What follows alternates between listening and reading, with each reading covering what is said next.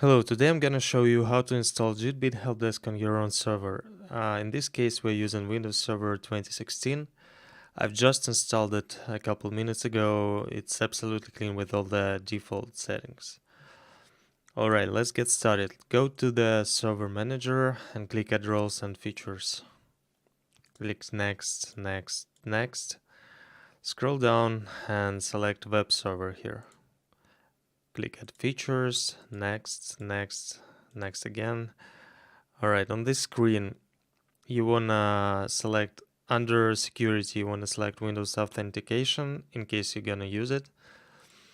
Then expand application development and select ASP.NET 4.6. Also, you wanna select WebSockets here. Click Next and install.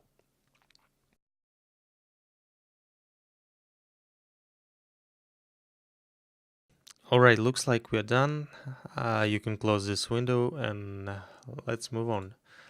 Now we need to install SQL Server. You can download SQL Server Express Edition from Microsoft's website. I already have it here. It's 2017. So let's go ahead and install that. Here you want to select Custom. This doesn't matter. Click Install.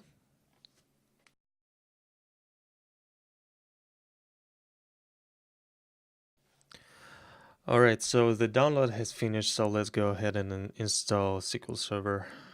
Click New Server Standalone Installation. Accept and Next. Next. You should be fine here. Click Next. Alright, so features. You don't want replication, machine learning, but you do want full text, so leave it checked. You can uncheck everything here, you'll be fine. Next. Here you want to select default instance. This is kind of important. Click Next.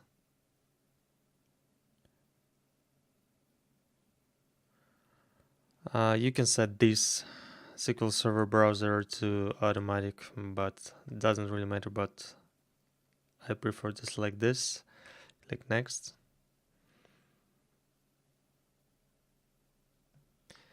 Here's the important step. You want to select mixed mode here and enter some strong password. Try to remember it because it's a password for SA server system administrator account. You shouldn't really need it, but still it should be a strong password.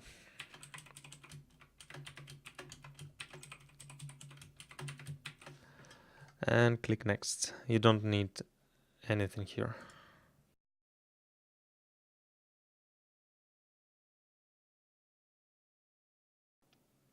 Alright, so looks like we're done. Let's go ahead and install JITBeat. Download the trial version from our website, it's free, and unzip it somewhere. I've already done that, so open the folder and click Helpdesk Setup.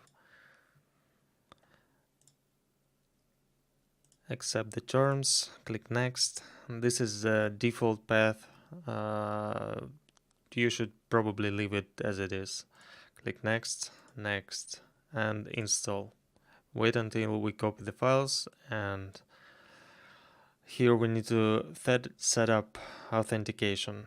I will choose Forms just for the sake of simplicity, but you can choose Windows if you need to. Here you should check create a new database from scratch and click Finish. This is the name of your SQL Server. It should be local if you followed along with my guide. So click OK. Database has been created and we should be all set. Click Finish and open. Oh, it actually opens the browser for you. Wait, and we're good. So your login here is admin and password is admin as well. click login. Don't forget to change this password, by the way. Wait for a second and you're all good. We're done, and thanks for watching.